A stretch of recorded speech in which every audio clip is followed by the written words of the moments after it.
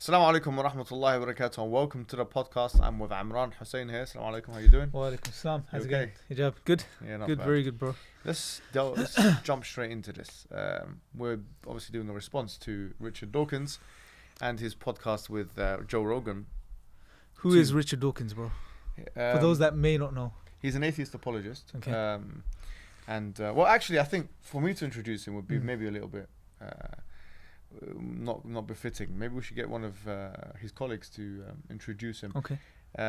We have someone called E.O. Wilson, who is one of the most renowned biologists in the whole world leading biologists. This is what he has to say about him. There is no dispute between me and Richard Dawkins, and never has been, because he's a journalist. And journalists are people who report what the scientists have found. And the arguments I've had have actually been with scientists doing research. So he's a journalist. Very interesting. So you were wrong when you said he's his colleague. He's not really his colleague, is he? Yeah, good point. He's someone that's in a totally different field, according to him. So very interesting. Yes. So I think we go with that definition. I think the reason why Wilson said this is because of the ideological stance that this man is taking with scientific discourse. It's not just the fact that he's going into laboratory and just narrating kind of informatively the information that he's finding, is it? Yeah. This man is using science. He's weaponizing science, if you like, for ideological reasons. Yeah. To be honest, it's very evident, bro, that he has he is an apologist for atheism. Yes, of course. He's just banging on about, this is the right thing, this is the right view, trying to indoctrinate children, the very thing we talked about, the very thing he's saying that other people are doing, religions are doing, when he himself is doing that. Well, let's take a look at the clip where he actually, this is one of the things that came out in the podcast. It's a good thing you mentioned it, because it's one of the main things that were mentioned in the podcast. That one of the things that he finds wicked, in his words, or detestable, or whatever it is the quote-unquote indoctrination of children. So let's take a look at him saying that first of all, and then we'll switch to another clip. And I said to him, "What's your target audience?" And he said 12. And I said, "Really? Are you really serious that you like to?" And he said, "Hell is such a terrible place that anything I can do to persuade children not to sin, and they must acknowledge Jesus and so on, is worth it." I thought that was a deeply immoral thing to say, but I think he was sincere. So as you can see, he's obviously finding that quite disturbing. Yeah. But what I found interesting is that near the end of his podcast, he himself started saying, when he was asked, who were you trying to target with your book, he said it was children. Yeah, the audience's publishers wouldn't really allow him to, And the target publishers from would that do it. perspective. Let's take a look at that video there. You wrote this. It's a beginner's guide, outgrowing God. Well, it's for young people. I originally wanted to write a book for young children, and publishers didn't want to do that.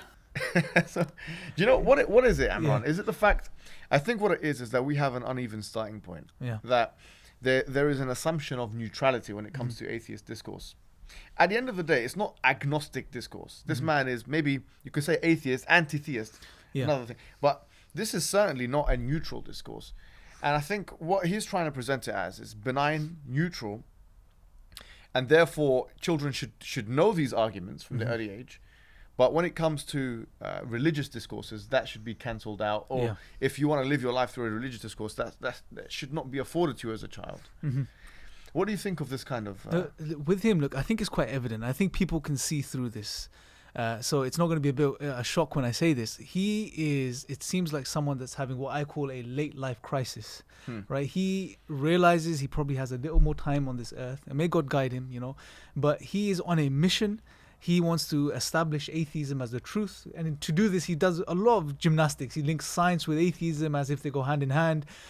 He does a number of other reasons, such as say things about Islam, for example, which have nothing to do with Islam. He doesn't even seem to know much about Islam. Now, there was a point you wanted to mention regarding this, right? Yes, I think this is the thing. One of the most disturbing things about this individual is that he does seem theologically illiterate. Let's take a look at one particular video that he actually, one part of the podcast, where he equates Islamic belief with Jewish belief and has something to say about what Muslims believe about Jesus Christ. Let's take a look at what he says on that issue. There are lots of different religions, and Hindus believe in hundreds of gods, and Jews believe in one God, and Muslims believe in one God, and they don't believe in Jesus. And So as you can see here, it doesn't seem to know that Muslims believe in Jesus. Yeah. Look, you've read his new book, haven't you? Yes. Outgrowing God. We did a response to it as well. Now, this, some may argue this isn't really a blunder, whatever the case may be, but this is a common thread with him. It's a common trend with Dawkins. Right. He, even in his book, for example, there is a very clear, there's many blunders he makes, Yep. but one specific one, which is almost a schoolboy error. Because one thing that non-Muslims know about Islam, a few things if they know about him, is one is the Eid celebration, right? Maybe other things would be the 5 pillars, etc. But the Eid celebration is world known, right? Everyone knows. Now, when it comes to this, he says in one part of the book that, oh, look, the stoning of the stone, which happens during the Hajj, is a part of the Eid celebration. Now, obviously, that's not the case, right? Because we know those that are performing Hajj, they don't celebrate Eid. It's a part of the Hajj ritual, not the Eid celebration. And those that are celebrating Eid are not stoning the Jamarat, which is the pillar. They happen. The only thing is they coincide on the same day. Now, what's interesting is I was thinking, why would he make such a blunder? Well, one reason someone would make such a blunder is if they're using Wikipedia as their main source of reference. Because I went on Wikipedia, did a bit of a search, and the way this topic is covered, it's very unclear. So someone just reading that and using that as their main source of, or their main reference point, can easily fall into this. So he went mistake. on Wikipedia. I'm assuming that's what happened. As the journalist that he is, Yeah. as the atheist apologist that he is, and he wanted to get his sources for Islamic theology from some edited website, probably some. That's what it seems like the case to be. Because if you're going to make such a blunder, Yes. the only place you can seem to make it, from my background and what I did some research on, is that it's Wikipedia. And this is I may be wrong, but I mean, this is something Joe Rogan has to pay attention to if he's watching this video, and I hope that he does. That when you continuously, this lowers the grade or the stock of your podcast. You're bringing people who are non-specialists on certain topics. I mean, this guy is not a theologian, and he's certainly not a philosopher. Yeah. He is, I don't know what, journalist. If we're going by E.O. Wilson's definition, he's a journalist, a science journalist. Science journalist, Yeah. right? He does have some qualifications. He's in a science. he's an evolutionary biologist, I think. I don't think he's done biology. I don't know. Not for a while, at least. It seems yeah, like yeah. he's known as a journalist. But the point is, according to Wilson, he's a journalist. Fine, you're an atheist journalist. You come on BBC to do your atheist journalism. You come on Channel 4 to do your atheist journalism. And they allow you on, which is problematic in the first place, especially for a neutral station like BBC, because they should be fair to all religions. You wouldn't bring a Muslim on to run a Muslim discourse or narrative. You wouldn't bring a Christian on to do the same thing. But the point is, you're not you have no fluency or you have no training in fields such as these. And in fact, you've made your name on the back of these world's religions. You make your money out the world, and you don't even know. You probably haven't even read a translation of the meanings of the Quran, for example. But that's shocking, bro. Which is very shocking. And I think it's important you're making this point, because people need to know this. If you're going to be speaking about religion, yes, and if you're going to be targeting, because two of his main audiences in his new book seem to be children, the American audience, oh right? yeah, in particular the American Christians and the Muslim world. Oh really? Right? That's he's highlighted this in other interviews, I think, on Channel 4 as well. Oh, he said this in this podcast. Well, there you go. So if that's your audience and you're addressing Muslims as one of your primary audience, at least have the what word can I use there? At least have the common courtesy. Yeah, to study the tradition. If you're going to comment on it, if you're going to write about it, if you're going to try to refute it. Yes. But if you've seen his book, another interesting thing he does is, when I was reading it, I was thinking, okay, where are the chapters dealing with the Quran? Where's the chapters dealing with Islam? There is no such thing in his book. He has chapters dealing with the Bible and the Christian tradition. All he does is he says, by extension, this also applies to Islam. Right. That is very problematic. Yes, that's terrible as far as. Well, look, I mean, like you say, he's preaching to the choir. But if he does really, I mean, here's the thing. Here's a good thing to think about: the fact that he's never actually debated a Muslim. Yeah. And he's debated someone like John Lennox, who I believe destroyed him.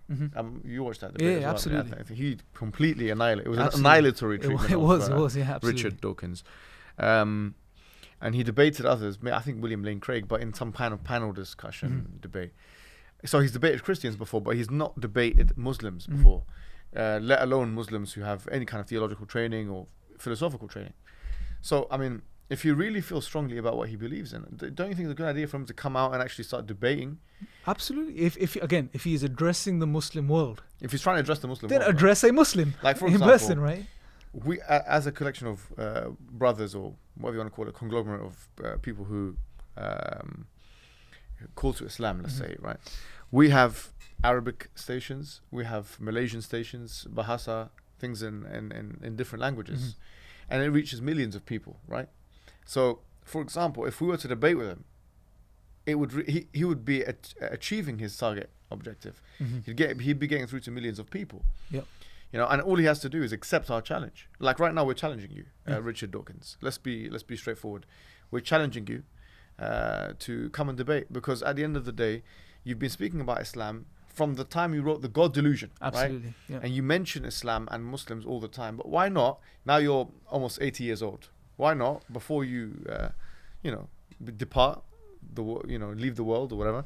Why don't you do one thing which you never had the bravery to do, or never saw fit to do before, which is to actually debate, put your ideas, make a critical observer, kind of scrutinize your ideas, especially of Islam. At the end of the day, if you're speaking about a world religion, why not put your ideas to the test against someone who knows that?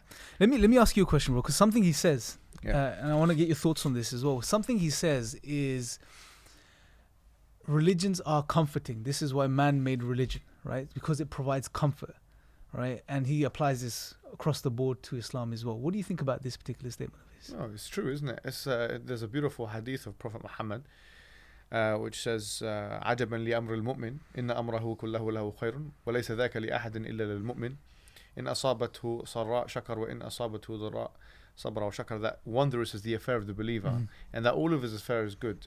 And this does not apply to anyone except for the believer. And if good things befall him, then he is thankful. And if bad things befall him, then he's also thankful. Meaning that everything has a purpose. There's an existential reason for our existence. And anything that befalls us, whether it be good or bad, is something which has a greater cosmic reason, right?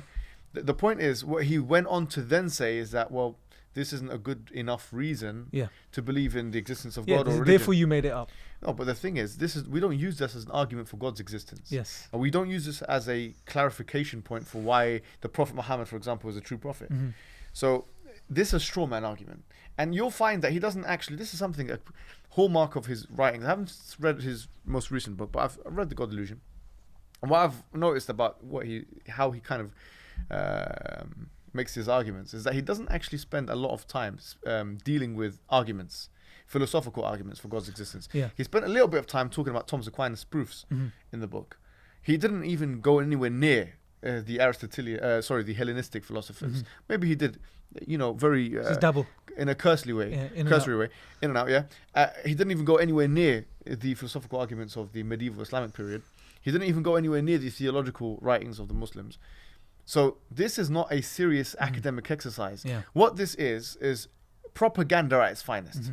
And the guy doesn't probably even know the names of those books, and he doesn't even know how to access those books. And many of those books will be inaccessible for him. But he's not happy to sit and have his ideas scrutinized. He's happy, and you'll find that in the past couple of weeks or 3 or 4 weeks, the kind of people that he's been to are people that agree with him to a large extent. Absolutely. He's had podcasts with Cosmic Skeptic. Yes. I haven't watched that podcast, but I know that he's had one because I saw it on YouTube. He had podcasts obviously with Joe Rogan. He's going to atheists. Absolutely. So isn't it time for him to step out of his comfort zone? He's the one who talks to everyone about moving, employing criticality and rationalizing and being scrutinous and so on and so forth. So you're in your echo chamber. You're in your atheistic echo chamber. And you're just comfortable having discussions with people with like-mind opinions as you. Joe Rogan, the same thing can be said about him. I mean, to be honest with you, when was it? Look at this, right? Joe Rogan has I don't know how many different podcasts. Look how undiverse it is. When was the last time you saw a Muslim traditionalist on his show? Never. Maybe Faraz Zahabi is the only one. Probably. A proper Muslim traditionalist is the only time for us. Zahabi came on. I think maybe 1 or 2 other people, and the topic of conversation wasn't even religion. It was something else. So these people are not happy to come out of their comfort zone. They're speaking as if they own the keys to rationality and enlightenment, but they are not even happy to come out of their comfort zone. Well, let's give Rogan the benefit of the doubt. Maybe he hasn't come across the opportunity to get someone that knows what they're talking about on the show to sort of counter what's been said from the other end. He's not made an effort, to be fair. So, well, here's an opportunity, right? If they want to, they can always pick up on that. If he wants to, he can always pick up on that. Well, of course. And I'm sure you wouldn't have a problem to go on there. And even if he Me personally, look, we have mutual friends. Yeah. Like, for example, for us, Zahabi, if he wanted to easily get me on the show, or anyone else like me, then it would be very easy for him. And even if it means to get Dawkins and you on at the same time and have a bit of a live discussion, that would be That's brilliant. what it's got. Look, this is what people are going to start realizing this about the Joe Rogan experience. Yeah. That show, you just bring a certain kind of people like Sam Harris and Richard Dawkins. All right, fair enough. You have the right to do that. Absolutely, yeah. But you're not challenging yourself by bringing these people on to agree with you. Yeah. I mean, at the end of the day, where is the challenge in that? You're a man of martial arts. You know, what's the point of going to a place where there's no challenge? It's like sparring a white belt. No, seriously, it's like sparring a white belt. Interesting analogy, yeah. Go in with someone you don't. He's a black belt in Brazilian Jiu-Jitsu from what I know. So go in with someone who can give you a bit of a, something to think about from another perspective, right? Yeah. And so what I think is that a lot of the things that, look, one thing that you need to understand, or that we need to understand, is that Richard Dawkins in that podcast, he didn't even make any arguments for God's for atheism. And this is the sad thing. People just are so mesmerized by the fact that he is this name and someone that's so popular that they can't see past that, and they can't see the folly of the guy, right? Honestly, here's a man that spends an hour or so on the podcast, doesn't make one positive, strong argument, if any, even a weak argument against Islam, right? Or against God's existence or any religion. It's all emotional arguments. Emotional statements. This is what I think, this is what I believe, this is what we should do, this is what should happen, that's X, Y, and Z, and that's it, right? Do you know what's even more interesting than that? There was a discussion about morality at one point in the podcast, and when he was asked about that, let's take a look at this actually. Let's take a look when he was asked about morality, how he responded, because he said he doesn't know how to peg his or what to peg his morality on. Let's take a look at what he says. In Outgrowing God, I call it something in the air, which of course doesn't explain anything. But what I mean by that is that it's not literally hovering in the air, but it's a collection of conversations between people, dinner party conversations, parliamentary decisions, congressional debates, judicial decisions by judges, juries, newspaper articles, journalism. All these things together conspire together to produce something in the air, something that defines a given century or maybe even a given decade with the moral values of that decade. Absolutely dumbfounded. So as you can see there, I mean, what can we say about that? Yeah, he doesn't. So, but the thing is, what I find about this guy, to be honest with you, is that he's just employing a series of anachronisms and presentisms, right? Because he's saying, okay, well, we can't really answer the question of is morality true or not. In his book, I think it's The Blind Watchmaker. Yeah. I think this is the book that he wrote this in, that is only pitless indifference. There's no good and there's no evil. There's no. Yeah. So he doesn't believe in an objective morality. Yeah. Yet, despite the fact that he does not believe in an objective morality, he still labels Abraham Lincoln, for example, as one of the forerunners, the vanguard of morality, and he even used the word liberal. Yeah. And obviously, in this case, he means the political philosophy, liberalism. So the point is, where was this epistemic jump now from there is no objective morality to these are the moral people? Yeah. Bro, it's just smoke and mirrors, I'll be honest. Yeah. This is what he's doing. You see in his new book as well, Outgrowing God. He has a chapter on this. How do we know, to do with how do we know what's good and moral without religion?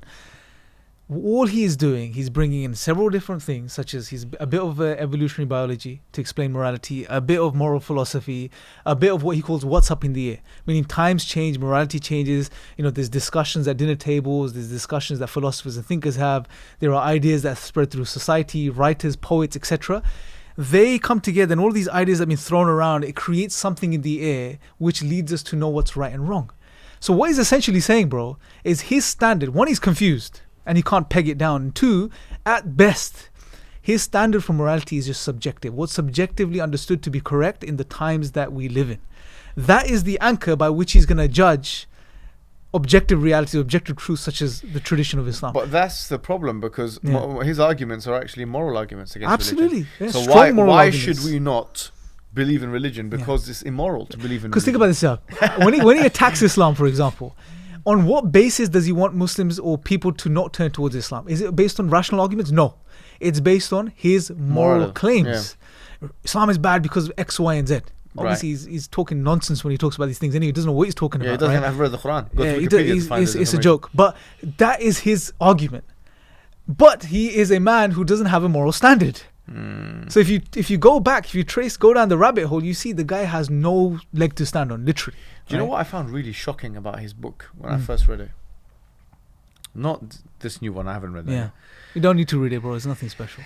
I'm pretty sure. I'm sure you read was probably slightly more engaging. In fact, at one point, our books, both me and Hamza, our books overtook his book, The God Delusion, in the Amazon bestsellers. Brilliant. And for those who want something to refer to, Hamza Zulz's book is called The Divine Reality. It's the second edition, is out there on Amazon now. My book is called Kalam Cosmological Argument. It's only £3. Let's bring it back to number one, because this much cheaper than Dawkins' book at the moment. Yeah? I think. See, look, he's trying to make money. We're not trying to make money.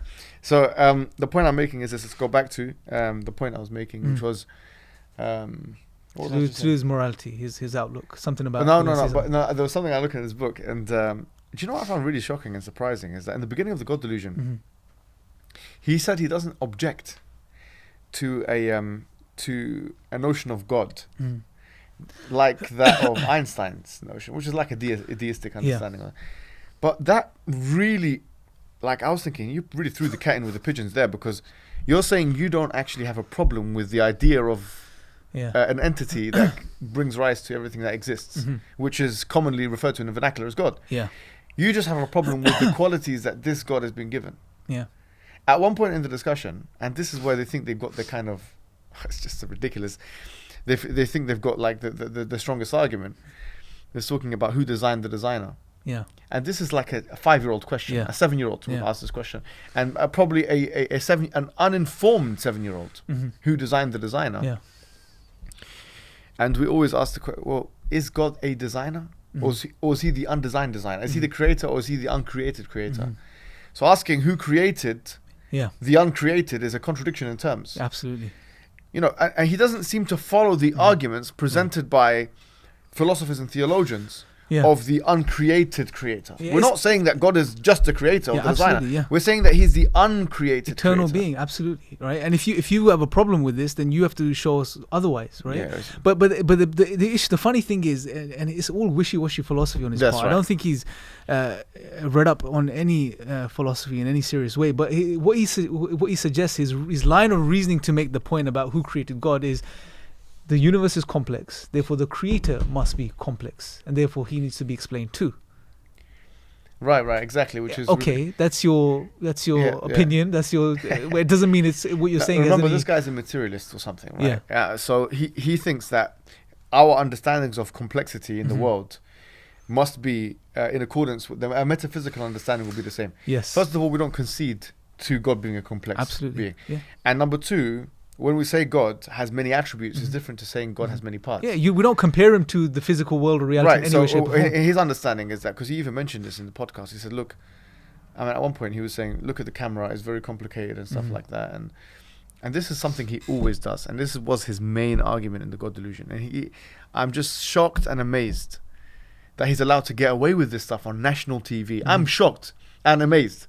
Because on Channel 4, he said the same thing when he was speaking to the Asian man from Asia. Guru Murphy, I think his name was. Yeah. He was saying, look, he said, one of the most compelling arguments for God's existence is the argument from complexity, right? So he said that, well, you have these things like, for example, the camera is complex and this and that, and you wouldn't think that could just be kind of put together like randomly and so on and so forth.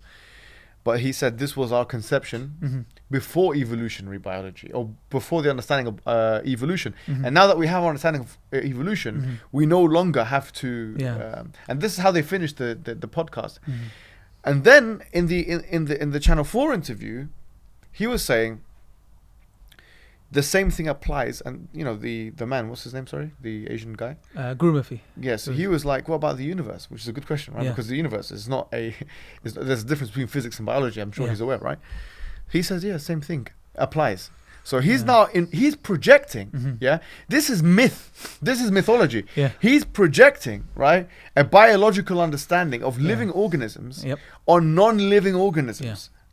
You know, rocks. This shows a desperation to deny God. Fictitious stuff. Yeah, absolutely. This is mythology. This is atheist pseudoscience at its best, basically, isn't it? It's not even pseudoscience. Yeah, it's beyond that, to be honest. No, that's him. That's him really superimposing, and that's what the Quran says. لَخَلْقُ السَّمَاوَاتِ وَالْأَرْضِ أَكْبَرُ مِنْ خَلْقِ النَّاسِ وَلَكِنْ أَكْثَرُ النَّاسِ لَا يَعْلَمُونَ.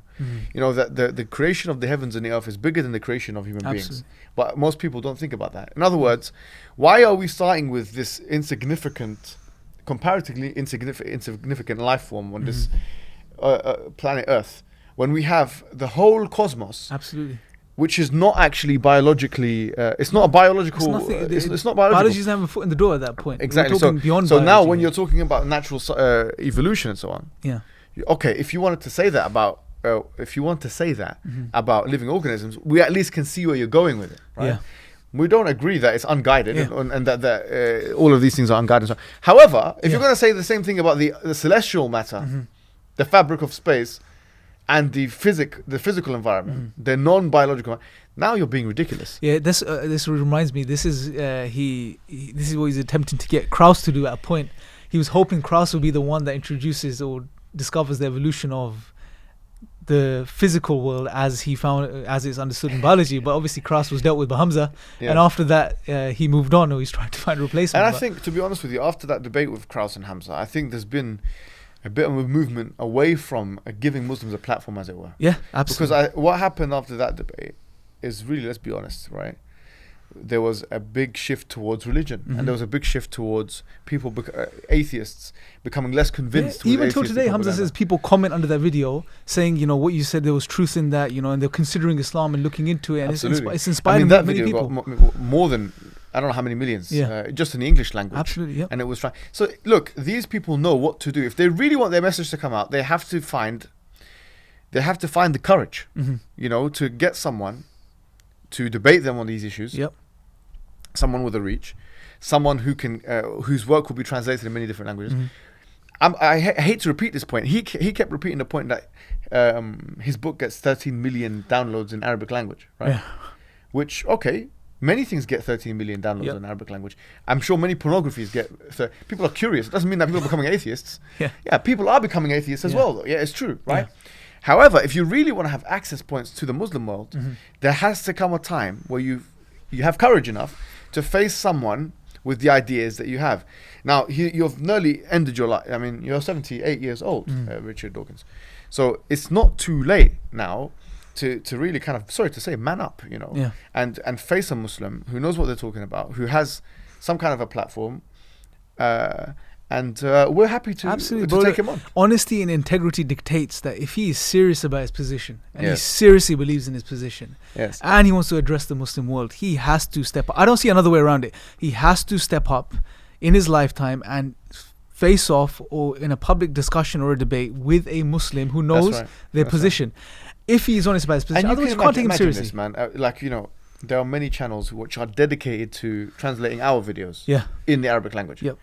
There's like maybe 3 or 4 major channels with tens of millions of views just on those channels. The same thing applies in Bahasa and basically the Malaysian and Indonesian area. So imagine if he debates one of us, right? I'm happy to debate him myself. He debates us. The video is translated into many different. How many views is that going to get? Yeah. If he really wants to access points to the Muslim world, and he believes his message is strong, and he believes in the truth of what he believes. Just let's be frank. How much coverage is that going to get? A lot. It's going to get way more coverage than it did in Channel 4. It meets his objective. It's going to get more coverage than the 13 million that he's talking about. Yep. So if his objective genuinely is to try and put his message to the Muslim world and not just preach to the choir and go to cozy little comfortable places, where people agree with you or your worldview, then you're going to have to put yourself in a bit of a scary situation. Sorry to say. And really, he has no excuse, because at this stage, we're introducing him to a platform, to a people which he would had no access to in different languages and so on. So I want to repeat the challenge. If you really feel like you want to speak about Islam and Muslims, then you should do it to Islam and Muslims. Yep. We alhamdulillah, like whenever we want to speak to Christians, we bring Christians to speak to. Yep. Speak to atheists, we bring atheists. Liberals, we'll bring a top-notch academic atheist. We'll speak to them. Mm-hmm. So why don't you have the same kind of standards for yourself? Absolutely, and I would even encourage his followers, those that take him seriously, That's right. to seriously consider what we're saying, and they'll probably realize if they're honest Yes. that they're making a valid point. The guy wants to address Muslims. He writes about Muslims. He wants to attack the Islamic tradition. Speak to a Muslim publicly. One more Represent thing our position. that before we end, I wanted to kind of mention, which is the point that Joe Rogan referred to as a home run. Mm-hmm. Which is that he said, look, there's so many gods in the world.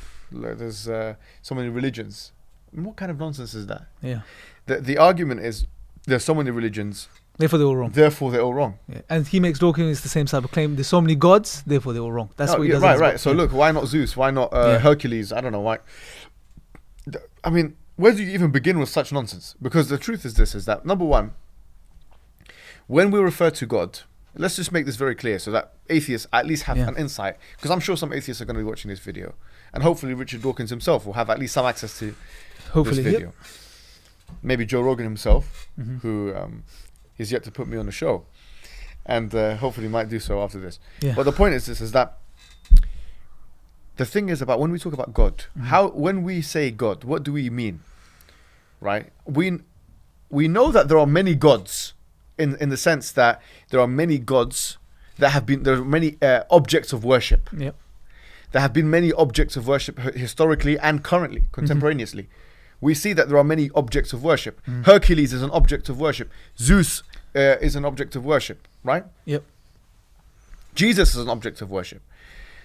When monotheists or people that he has a fetish with, really, or fixation with, people from the Abrahamic religions, when we're referring to God, barring maybe Trinitarian understandings, for now, what we're talking about is the creator of the universe. Yep. Okay, the one creator of the universe, the all-powerful, the all-knowing, the all, and so on and so forth, right? And the argument should not be strawmanned. What we're saying is that there is one creator of the universe who is pre-eternal, post-eternal, all-powerful, all-knowledgeable, and which brought rise to everything that exists. This is our conception of God. Obviously, there are other attributes as per the religious traditions, and you'd have to go into which book one believes in and so on to kind of know the attributes of God. Yeah. But when we talk about a God, the creator of the universe, that's where the conversation should be. If someone believes in an object of worship that's outside of that, we would say, okay, well, that is their object of worship. We wouldn't deny that for them. However, when we are talking about something which started up the universe, that is what you need to disprove. Absolutely. Not talk about spaghetti monster or Zeus and then he calls it a home run. What's a home run about it? Sorry to say. Yeah. There's nothing home run about that, my friend. Yeah, look, that particular point could be seen from many different perspectives, right? It could just be highlighting human nature. That we human beings, by their very nature, are drawn towards worshipping and a being, the creator. They acknowledge that. Okay, good. But also, this can also highlight a point that we understand from the Islamic tradition, which is that God sent messengers throughout history with the same fundamental message. Right? Obviously, the laws and rules were different for different societies and communities, but the fundamental message about God's existence, who He is, His nature, and the purpose of human life was always the same. And what we see is that people change the revelation of time. What's interesting, bro, historically, I mean, looking into this recently, there are two general theories of the religion of history, the history of religion. The one line of thinking which has become predominant after the early 20th century and the debates that they had was that it starts with a polytheistic type of outlook and then it develops to a monotheism. But there was very strong evidence, which the other camp hold and still do, some people, that it started off with monotheism and then it developed to polytheism, which is people changed it, added gods, added deities, etc. So this particular point is not a home run. It could be seen in many, many different ways. I don't know why they see it as such a strong point against God or religion in any shape or form. So what we could we not say that to make sense of the data, because as they acknowledge, deification of some object of worship is something which is concurrent in all human civilizations. Absolutely, yes. We have an implanted receptivity to believing in God. In his own university, Richard Dawkins, Justin Barrett, I think it is. Justin Barrett, yes. Yes, he mentioned this on the Oxford Anthropological Society in 2011, that we have this implanted kind of receptivity to the we're hardwired to believe in so on. We believe in God, right? However, having said that, now the question is, how would you explain the data and why are we? This is the question, right? So the Islamic narrative, which he hasn't really understood, I don't think, which is a very basic narrative, is there was messengers and prophets that came before time. All of them came with the same message, that there's only one God worthy of worship, and that you have to worship him, the creator of the universe, etc. And that this is the way to worship him. And there's some evidence that the prophet comes with, whatever prophet it may be. And Jesus is a prophet for us and is the Messiah, which I'm sure he didn't know. Well, now he'll know. Now he should know. Right? So he's one of the people who came before time to the children of Israel. Prophet Muhammad is the final prophet. This is the narrative that he needs to properly understand before he tries to even refute. One thing I do agree with them on, though, which I don't think many people would know that we agree with them on. But I think it's a good place to end this conversation because we don't want it to go too long because people have things to do. And obviously, this is, I think it's enough as a more than enough. I think but the point is, at one point, I think the real concern that they had was teaching children about the hellfire and scaring children with the hellfire. Look, from an Islamic perspective, you know, the Hadith says, رُفِعَ الْقَلَمُ عَنْ ثَلَاثٍ, that the pen has been lifted upon three types of people, and one of them is الصبي حتى يحلم, you know, the young one until they become pubescent. The point being is that I agree with the fact, totally agree with children should not be scared with the hellfire. Absolutely, because that is not in line with the Islamic narrative. No, of course, The Islamic narrative does not say that children will go to hell. So for a parent to try and use this as some kind of teaching method, you know, I think even the Christian, you can even argue the Christian narrative said the same thing. Allahu alam, like we can do a study on that. But the point is that religious people shouldn't, some of them do, right? They shouldn't use hellfire as a means to frighten their children and as a means to get them to do what they want to do. Because at the end of the day, what happens is those children end up being frightened, and it could actually end up lingering in their minds. And absolutely, it does. It could. In many cases it does. And moreover, it's not true. Yeah, it's not true that those children, because they're misbehaving, are going to go to hellfire for doing so. So the point is that kind of a discourse should be confined to, or should be had with adults, adolescents. So with adults. So that's what I would advocate. I agree with them on that. But I think they don't know that we agree with them on these points. But just to kind of summarize what we're saying is that here, just as a final challenge, really, to both men, to Richard Dawkins and Joe Rogan. Look, as I say, look. I thought you were going to say Richard Jokings. It was almost a Freudian slip there, though, on its way. But you know, what I was going to say was, we're happy to communicate. Right? We're happy to have these discourses. We have the platforms. We have those platforms have different languages. If you really want access points to the Muslim world, if you really want to have conversations with Muslim representatives, which can be far-reaching, then we're here for you. We're here for you. And it's not going to be a hostile conversation, but it is going to be one of disagreement. And if you're ready for that disagreement, and if you're ready to defend yourself against that disagreement, and you challenge yourself and be critical about what you believe in, right? Then we're here to provide that service for you. Brilliant. Wrap up on that. Would you agree with that? No, I completely agree with that. I think it's high time that he steps up and he takes on that challenge. And if he doesn't want to listen to us, his followers should encourage him to do that. We're here. It's open. It's on the table. It's going to be nice. It's going to be frank. It's going to be public. People are going to see. People will benefit. His followers will benefit. And the Muslim world will get to hear his message. Absolutely. It's a win-win-win from every single perspective. And if he doesn't step up, for me at least, it clearly outlines his, number one, his insincerity, and number two, his lack of belief in his own position. That's what it does. I mean, look. Yeah. He went on a podcast with a person with a similar kind of reach as I do, just as one person who's cosmic skeptic. Who, by the way, I challenged and we had a debate in Oxford. Yes.